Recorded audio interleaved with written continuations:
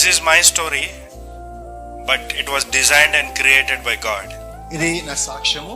ఈ దేవుడు తయారు చేసినాడు, దేవుడు నిరీక్షణతో నాకు ఇచ్చినాడు. By his faithfulness he created my story. ఆయన నమ్మకత్వం ద్వారా నా యొక్క సాక్ష్యాన్ని కట్టి ఉన్నాడు. Actually, I don't believe that I stand here today and sharing this testimony in front of all of you. ఈ రోజు ఇక్కడ నిలబడి ఈ సాక్ష్యం పంచుకోవడం నాకు నమ్మశక్యం కావట్లేదు. Because I'll share in a part 1 because we have less time. మనకు కొద్ది సమయం ఉంది కాబట్టి మొదటి భాగంగా నా సాక్ష్యాన్ని మీతో పంచుకుంటాను. So actually my mother had a baby boy and he died in couple of months. నా తల్లికి మొదట ఒక మగబిడ్డ పుట్టాడు, కానీ కొన్ని నెలల్లోనే ఆ మగబిడ్డ చనిపోయాడు. And my dad and my mom they are very depressed and they are crying why this has happened at the first moment of their life and their marriage. అప్పుడు నా తల్లి మరియు తండ్రి బాగా ఏడుస్తూ బాధపడతా ఉన్నారు. ఎందుకంటే వివాహం జరిగిన తర్వాత మొదటి ప్రసవంలోనే ఎందుకు ఇంత బాధ అని బాగా ఏడ్చారు. And they cried a lot and they went to God. వాళ్ళు ఎంతగానో ఏడ్చి మొరపెట్టి ప్రభు దగ్గరికి వెళ్ళారు. And they asked God and they had a deal with God. వాళ్ళు దేవునితో ప్రార్థించి దేవునితో ఒక ఒప్పందం కుదుర్చుకున్నారు. They said that God, if you given me again a baby boy to us, దేవా మరొకసారి ఒకవేళ మీరు మాకు మగబిడ్డనిస్తే and we will dedicate to you. ఆ మగబిడ్డను మీకు అప్పగించేస్తాం. And he will work for your kingdom. ఆయన నీ రాజ్యం కోసం పని చేస్తాడు. By God's grace I am here and I am a blessing to my parents. దేవుని కృపను బట్టి నేను ఇక్కడ ఉన్నాను, నా కుటుంబానికి దీవెనకరంగానే ఉన్నాను. So it went very well and good. అది చాలా మంచిగా సాఫీగా జరిగింది.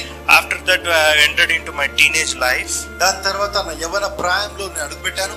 And there I have taken a U-turn in my life. అక్కడ నా జీవితంలో ఒక మలుపును నేను తిరిగాను. Because in my family many are pastors and many are missionary people.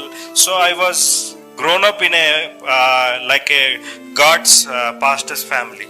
నా కుటుంబంలో ఎంతో మంది సేవకులు ఉన్నారు, కాపర్లు ఉన్నారు, మిషనరీస్ ఉన్నారు. కాబట్టి క్రైస్తవ్యంలో ఉన్న దైవ భక్తిలో నేను పెరిగాను. But the devil has targeted me and I have taken a U-turn in a bad wrong ways. కానీ సాతాను నన్ను గురి చేసి నన్ను వెనక్కి లాగేశాడు. So I didn't understand at that time why devil has targeted me. ఆ సమయం నాకు అర్థం కాలేదు, అపవాది ఎందుకు నన్ను గురిగా పెట్టుకున్నాడు. Because the teenage is the life where we can grow and where we can fall down. ఎందుకంటే యవన కాలము, యవన ప్రాయం ఎటువంటిదంటే మనం ఎదగలుగుతాము లేదా పడిపోగలుగుతాం కూడా. And at that time we will think that we know everything and we don't need to listen our parents or our pastors or leaders. ఆ సమయంలో నాకు అంతా తెలుసులే, నా కాపర్లు ఏంది నాకు చెప్పేది, నా తల్లిదండ్రులు నాకేంటి చెప్పేదిలే అని మనం అనుకుంటాం.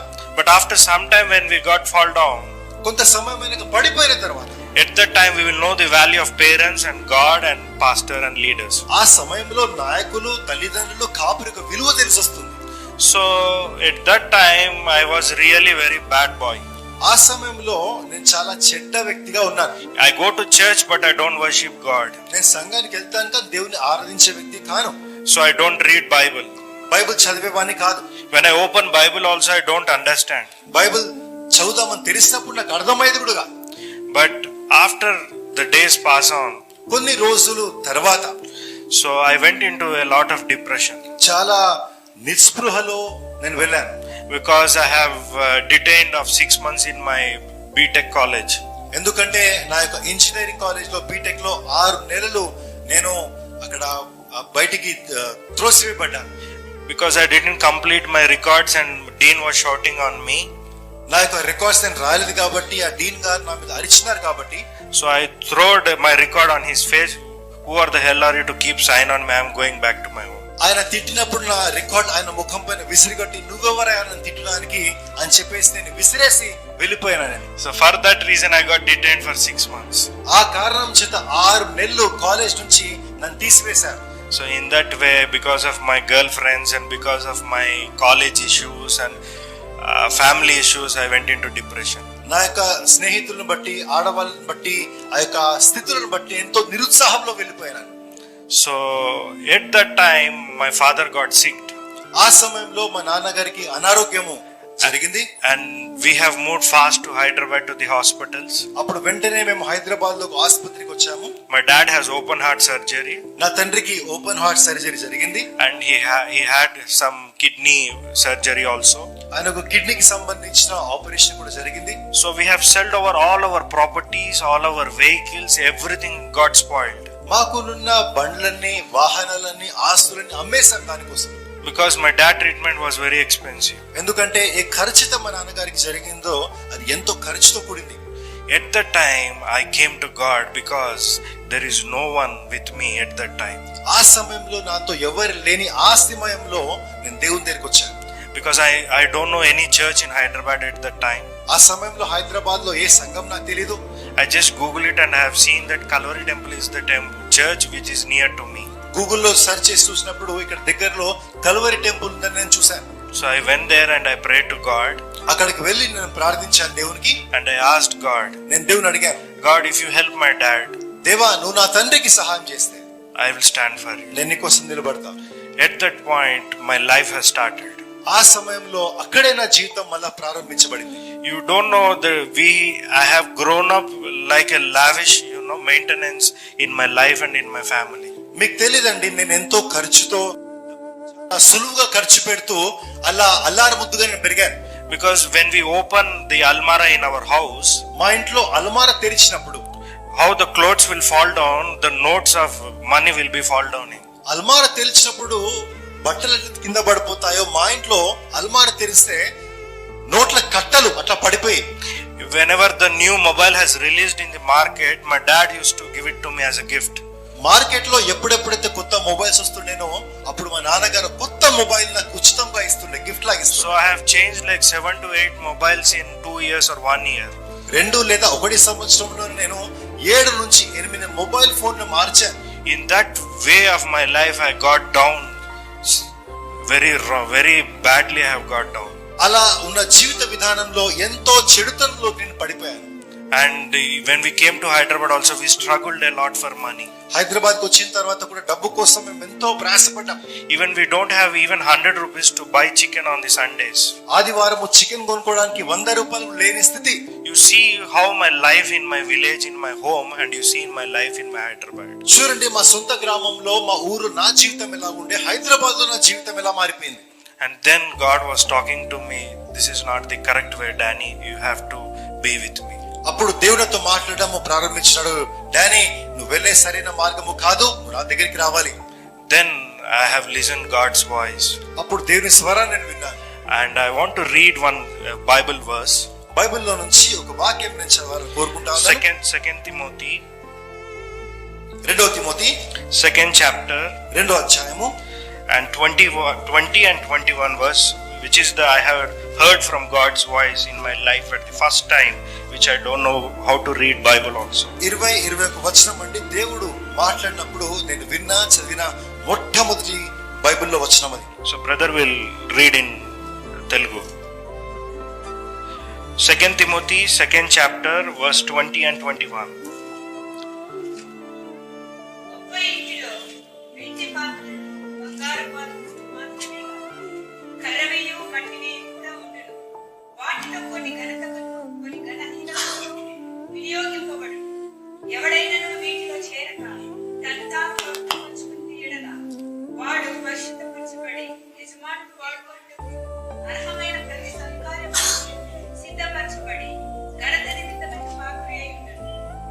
Thank you. So from that verse, only one line I have understood that, so if a person cleanses himself, he will be useful for a valuable vessel and useful to the master and prepared for the good work. ఈ వచనం చేత నాకు అర్థమైంది ఒకటి ఏంటంటే, ఎవరైతే తమను తాను పరిశుభ్రపరుచుకుంటారో వాళ్ళే యజమానుని చేతిలో పనికొచ్చే పాత్రగా మార్చబడతారని. Then I started correcting myself and cleansing myself as a character, and how to talk, how to walk, and where I have to live, with whom I have to chit chat. అప్పుడు నా జీవిత విధానం మార్చుకోవడము, వైఖరి మార్చుకోవడం, ఎలా మాట్లాడో మార్చుకోవడము, ఎవరితో ఉండాలో మార్చుకోవడం మొదలు పెట్టాను. Then God started using me. అప్పుడు దేవుడిని వాడుకోవడం మొదలు పెట్టాడు. Then I got an offer from abroad. దాని తర్వాత వేరే బయట దేశం నుంచి నాకు ఆఫర్ వచ్చింది. So then I had a good job. అక్కడ మంచి ఉద్యోగం నాకుంది. And I used to earn like 4 to 5 lakhs per month. అక్కడ నెలకు ఇంచుమించు 4 నుంచి 5 లక్షలు సంపాదించేవాడిని. I have completed 5 years over there. అక్కడ 5 సంవత్సరాలు నేను ఉన్నాను. After that, God has called me that Danny, you have to go back to India. తర్వాత దేవుడు నాతో పిలిచి చెప్పాడు, డానీ నువ్వు తిరిగి భారతదేశానికి వెళ్ళిపోవాలని చెప్పాడు. Then I had a confusion. This is my own voice or God's voice? నాకు అప్పుడు అర్థం కాలేదు, నా సొంత స్వరమా లేకపోతే దేవుడు నాతో మాట్లాడుతున్నాడా. Then I went to fast and prayer. అప్పుడు నేను ఉపవాసంలో ప్రార్థనలో వెళ్ళాను. Then I told to God only one thing. నేను దేవునితో ఒకటే చెప్పాను, God, if my parents are accepted, then I can go back to India. దేవా, ఒకవేళ దీనికి నా తల్లి తండ్రి అనుమతిస్తేనే నేను భారతదేశానికి వెళ్ళగలుగుతాను, లేకపోతే వెళ్ళలేను. Because at that point we are growing in our family as financially also. ఎందుకంటే ఆ సమయంలోనే అప్పటికే మేము ఆర్థికంగా ఎదుగుతా ఉన్న పరిస్థితి అది. And everybody has shouted on me, even my younger brother also. అందరూ నా మీద అరిచారు, నా తమ్ముడు కూడా నా మీద అరిచాడు. Why you are wasting this opportunity? ఈ అవకాశం ఎందుకు పాడు చేసుకుంటున్నావు? But at that point my manager also is telling me, I will increase your salary, please be with us. ఆ సమయంలో మా మేనేజర్ కూడా అంటా ఉన్నాడు, నీ జీతం నేను పెంచుతాను, ఇక్కడే ఉండు. But at that point one thing came into my mind, God or money. ఆ సమయంలో ఒకటే ప్రశ్న నా హృదయంలో వచ్చింది, దేవుడా డబ్బా? Then I didn't even think about even nanoseconds also. I have chosen God. ఆ సమయంలో కొన్ని క్షణాలకు నేను ఆలోచించలేదండి, నేను దేవుని ఎన్నుకున్నాను.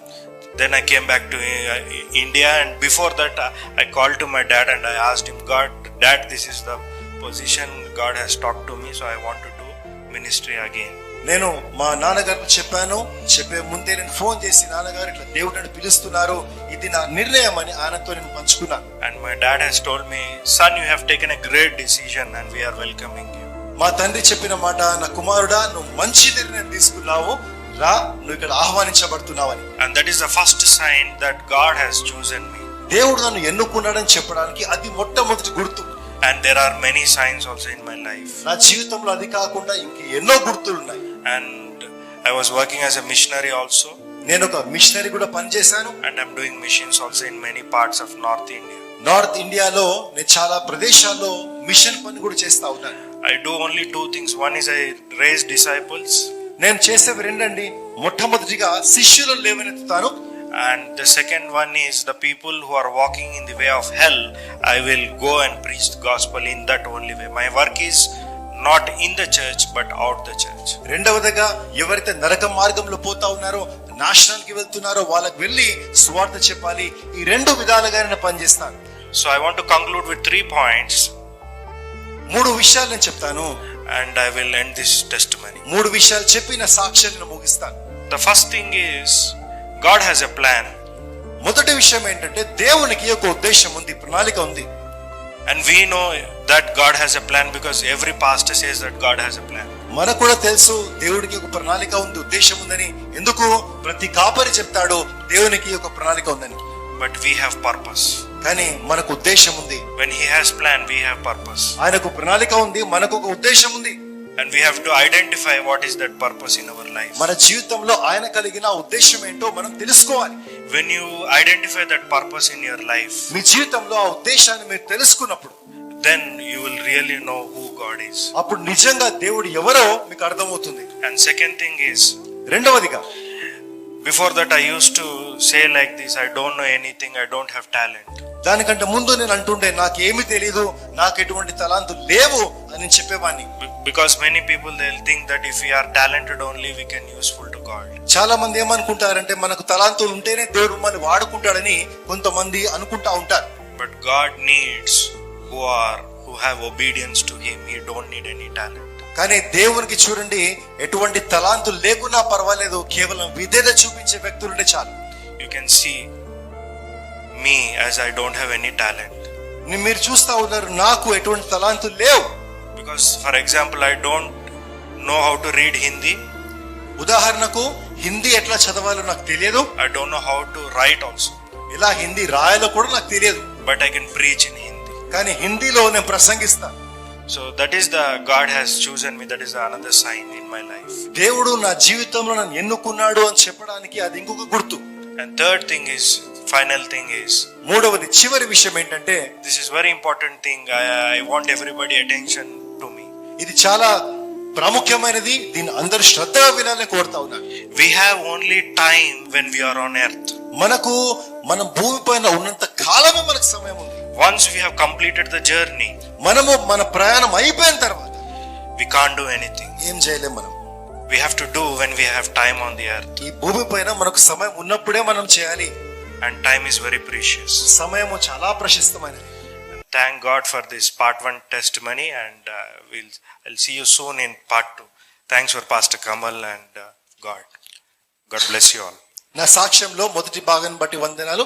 సమయం ఇచ్చిన పాస్టర్ గారి కమల్ గారికి వందనాలు చెల్లిస్తా ఉన్నాను.